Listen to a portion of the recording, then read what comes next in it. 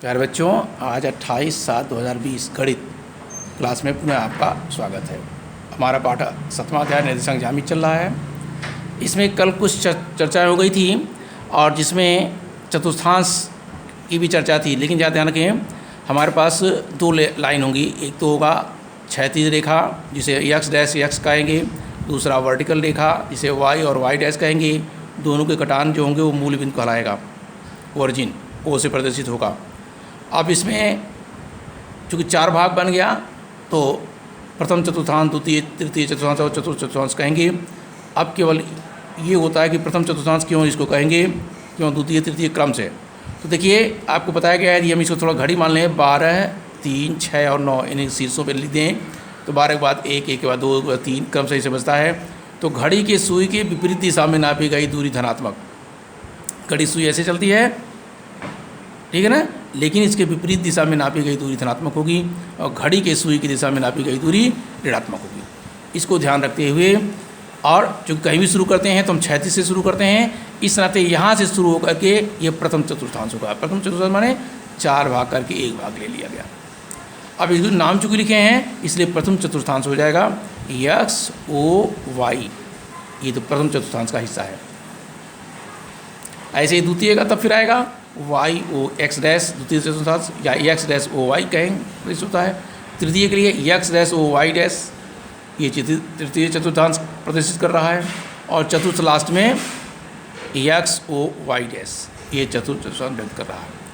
अब इसमें हम चिन्हों को देखें तो देख सकते हैं कि प्रथम चतुर्थांश के जो चिन्ह दिए गए हैं दोनों धनात्मक, द्वितीय में ऋणात्मक और धनात्मक, तृतीय में दोनों ऋणात्मक, चतुर्थ में पहले धनात्मक और बाद में ऋणात्मक।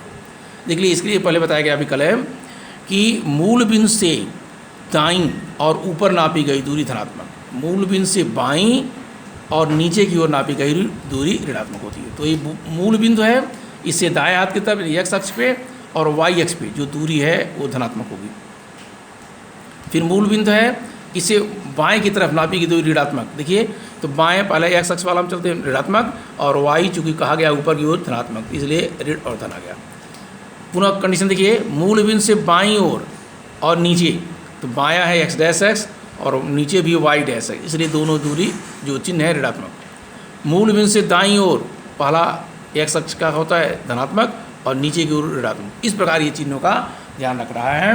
तो अब इसमें देखिए, वस्तुओं की यानी बिंदुओं की स्थिति के जो कंडीशन है, 8 कंडीशन होते हैं लगभग, ये 9 की चीज़ हैं जो बता रहे हैं इस समय, लेकिन आपके फ्रेश हो जाए, दिमाग में आ जाए बात, इसलिए चर्चा कर रहे हैं कि प्रथम चतुर्थांश। देखिए 4 और 5 दोनों धनात्मक है, तो ये पॉइंट जो है प्रथम चतुर्थांश में होगा। इसको आप रफली अपने कॉपी पे एक बार बना के प्रयोग कर सकते हैं, कुछ अंक लेकर के ऐसे ही इसको भी कर लीजिएगा और हमको बताइएगा। अगला है ऋण 4 और 3। ऋण 4 में पहले ऋण है, बाद में धन आया, ये द्वितीय चतुर्थांश में। अगला है ऋण 2 ऋण 4, देखिए ऋण 2 ऋण दोनों में ऋण है, इसका मतलब तृतीय चतुर्थांश में। अगला है 4 और ऋण 3, इसका मतलब पहला वाला धन है धन, बाद वाला ऋण है तो चतुर्थांश में। ये क्लियर हो गया। इसके बाद कुछ कंडीशन और है, अक्सर बच्चा इसमें गलती कर जाते हैं।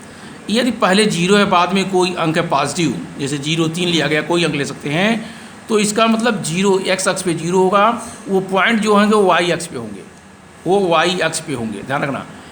0, 3, 0, 5, 0, 2, 0, 1 जो भी लिखा गया, इसका मतलब वो, क्योंकि एक्स वाला पॉइंट 0 है तो वाई वाला पॉइंट यानी वो लाइन पे होंगे, वाई एक्स पे। ऐसे 0 और जो है -4, -3, -2, तो 0 का मतलब क्या हो गया, एक्स वाला पोर्शन 0 और जो ऋणात्मक वाले हैं वाई डैश पे आएंगे। इसके बाद देखिए जरा, पहले अंक हो बाद में 0 आए, या 3, 0 मतलब एक्स अक्ष पे तो 3 इकाई है, वाई अक्ष पे 0 है, तो ये पॉइंट एक्स अक्ष पे ही आएगा इस लाइन पे, ध्यान रखना। ऐसे ऋण 4 0, इसका मतलब ऋण 4 का मतलब वो एक्स डैश पे है और 0 का मतलब वाई पे है ही नहीं, केवल अक्ष पे है। कौन किस अक्ष पे, एक्स डैश अक्ष पे। ये 4 कंडीशन में ध्यान रखना है। यदि पहले दोनों 0 है, बाद में अंक है, तो वाई डैश या वाई डैश वाई अक्ष पे होगा। ऐसे ही पहले में अंक है, बाद में 0 है, वो एक्स अक्ष या एक्स डैश अक्ष पे होगा। अब डैश पे कब होता है, जब ऋणात्मक अंक आएगा, और एक्स अक्ष पे होगा वो धनात्मक अंक आएगा, ये ध्यान रखना है। ये तो रहा सब अभी तक जो बताए, 9 के कोर्स में सब चर्चा हो चुकी है, बता गया है। अब हमारे जो 10 के कोर्स में है वो है सबसे पहले दो बिंदुओं के बीच की दूरी। ध्यान रखें, दो बिंदु हैं हमारे पास ए और बी। इसके निर्देशांक क्या आएंगे? पहले बिंदु का जो निर्देशांक होगा वो x1 y1, दूसरे बिंदु का निर्देशांक होगा x2 y2। कोई इसको x1 y1 x2 y2 लिख दो, कोई फर्क नहीं पड़ेगा। जैसे आप देखें, आपका विद्यालय है बेली, बेली से कुसौरा या कुसौरा से बेली, दूरी बराबर होनी चाहिए। चाहे बेली से आप जाए नगर, नगर से आए बेली, दूरी बराबर होनी चाहिए। या यही हमने दर्शाया है ए से बी तक या बी से ए तक जो दूरी सेम होनी चाहिए। तो अब ए बी की दूरी, बीच की दूरी है दो बिंदु के बीच की दूरी, मैंने अब ए बी बराबर ए बी के बीच की दूरी हुई। फार्मूला बनेगा x2 minus x1 whole square plus y2 minus y1 whole square. ध्यान रखें, बच्चे गलती यहाँ करते हैं, x1 x2 एक साथ लिख देते हैं। ऐसा नहीं कि कोई भी बिंदु होगा तो वो, जैसे यही देखिए, कोई बिंदु होगा तो x का बिंदु होगा, y का बिंदु होगा, इसलिए x y, इसलिए x y प्लेन कहते हैं। सीधे x माने x1 x2 एक साथ नहीं, y1 y2 एक साथ नहीं कहता। आपने ध्यान रखना, दो बिंदुओं के बीच की दूरी सदैव धनात्मक ली जाती है।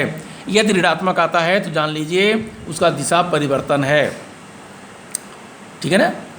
अब हमारे पास आए गए प्रश्न। अब प्रश्नावली होगी 7.1। प्रश्न है, बिंदुओं के निम्नलिखित युग्मों के बीच की दूरियां ज्ञात कीजिए। जो हमारे पास पहला पार्ट है, बिंदु हमारे पास 2 3 4 1, इनके बीच की दूरी ज्ञात करना है। तो सबसे पहले हमें करना क्या है? सूत्र लिखना है। सूत्र है, लिखेंगे दो बिंदुओं के बीच की दूरी। क्या सूत्र बताया गया है? x2 minus x1 whole square plus y2 minus y1 whole square, और ये वर्गमूल के चिन्ह में रहेगा। अब यही हम छोटा सा ऐसा लिख लें, x1 y1 x2 y2 क्रम से। ये भी आपको पहचानना है। तो पहला पॉइंट है 2 3, तो x1 होगा 2 और y1 होगा 3। दूसरा पॉइंट 4 1 है तो x2 होगा 4 और y2 होगा 1। बस यहीं बराबर के नीचे बराबर लिखिए। ये 1.5 लाइन लीजिए क्योंकि वर्गमूल का चिन्ह बन रहा है। यदि 1 लाइन में करेंगे तो बहुत छोटा हो जाएगा या सट जाएगा तो बटा लगे लगेगा तो दिक्कत हो जाएगी। x2 कितना है? 4। x1 कितना है? 2। फिर देखिए y2 कितना है? 1 और y1 कितना है? 3। अब जरा ध्यान से, ये 4 में से 2 घटाएंगे कितना आएगा? 2 आएगा ना। 1 में से 3 घटाएंगे, यहाँ बच्चा गलती कर जाता है। 1 में से 3 घटेगा तो -2 आएगा। ये वर्गमूल का चिन्ह जरूर लगेगा। फिर देखिए 2 का वर्ग 4 और ऋण 2 का वर्ग भी 4 होगा। वर्ग हमेशा धनात्मक होता है। अब जोड़ेंगे तो 4 और 4 होगा 8 वर्गमूल के चिन्ह में। अब 8 का यदि हम वर्गमूल कर दें तो 2 दूनी 4 दूनी 8, यानी 2 पूर्ण वर्ग है, 2 बाहर आएगा और ये अंदर आएगा। ये हमारा होगा, इनके बीच की दूरी इतना वर्ग इकाई होगी। इतनी इकाई हो सकते हैं, कह सकते हैं ये इकाई कह सकते हैं। इकाई ना भी लिखे तो कोई बात नहीं है। कितना है? 2 वर्गमूल 2। ऐसे ही दूसरा पार्ट आसान है, लेकिन जब आप प्रयास करेंगे तब। हमारे पास क्या है? -5 और 7। दूसरा पॉइंट है -1 और 3। सूत्र सब में लिखिए, 2 बिंदुओं के बीच की दूरी। सूत्र लिखेंगे, क्या सूत्र बताया गया है? x2 minus x1 whole square plus y2 minus y1 whole square. देखिए जरा, ऐसे आप x1 y1 x2 y2 एक क्रम से लिख लें। ये ध्यान रखना, x1 y1 है तो ये -5 और ये 7, x2 y2 है -1 और 3। अब x2 कितना दिखाया गया? -1। ध्यान रखना। फिर ये सूत्र का माइनस है, x1 कितना है? -5। देखिए x1 -5 है, ऑलरेडी ये ब्रैकेट बन जाएगा ऐसे, ये मंझला कोष्ठ हो जाएगा, अब स्क्वायर होगा। ये ध्यान रखने की आवश्यकता होगी आपको। y2 कितना है? 3 और y1 कितना 7, यहाँ मझला कोष्ठ की आवश्यकता नहीं है। फिर देखिए खोलेंगे तो -1, कोष्ठ के बाहर ऋण चिन्ह है तो अंदर का चिन्ह बदल जाएगा, तो ऋण से धन हो जाएगा, तो धन हो गया। यहाँ 3 में से 7 घटेगा तो 4 नहीं आएगा, बच्चे उल्टा करते -4 आएगा। फिर यहाँ देखिए 5 धनात्मक है, इसमें से 1 घटेगा नहीं, ऋण 1 + 5, इसका मतलब 5 में से 1 घट जाएगा तो 4 आएगा, और ये ऋण 4 आएगा। वर्ग हमेशा धनात्मक, तो 4 का वर्ग 16 और ऋण 4 का वर्ग भी 16, 16 होगा 32। वर्गमूल चिन्ह में, वर्गमूल चिन्ह तब तक आएगा जब तक से होगा। अब इसका वर्गमूल निकालना है, तो 16 का वर्गमूल तो ठीक है, 16 वर्गमूल कितना है, इसको लिखेंगे 16 × 2 लिख सकते हैं, और 16 का वर्गमूल होता है 4, और वर्गमूल 2। देखिए वर्ग के अंदर रखना चाहें तो 4 × 16 = 32, ये इकाई हो गई। और इसका तीसरा पार्ट, में बीजी पद अंक नहीं है, बीजी पद है। क्या लिखा है, A B और -A और -B, ये बीच में कामा जानी है। सूत्र लिखेंगे 2 बिंदुओं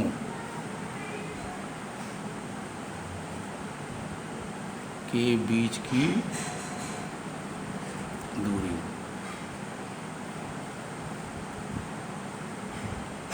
x2 - x1 whole square plus y2 - y1 whole square.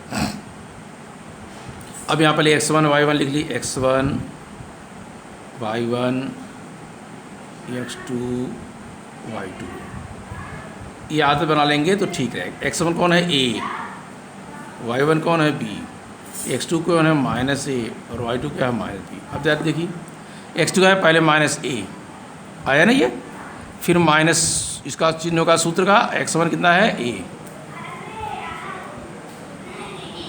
y2 कितना है, -B, सूत्र का माइनस, y1 कितना है, B।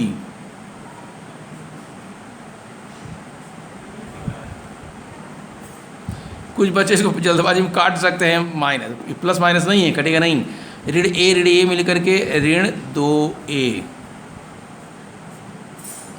ऐसे ही ऋण बी मिलकर ऋण 2B। अब देखिए ऋण का वर्ग भी धन होगा, धन का वर्ग भी धन होगा, तो ऋण 2 का वर्ग 4 और A² प्लस ऋण 2B का वर्ग, 2 का वर्ग जो होगा 4, ऋण 2 का वर्ग भी 4 आएगा, और B²। इसमें हम क्या कर सकते हैं, 4 कॉमन ले सकते हैं, और यहाँ आएगा A² प्लस B²। अब 4 का वर्गमूल निकल जाएगा कितना, 2, ये बाहर निकल जाएगा, और अंदर आएगा A² प्लस B²। ये हमारे उत्तर हो गए। इस प्रकार आज जो है इतना लिखे छोड़ देते हैं।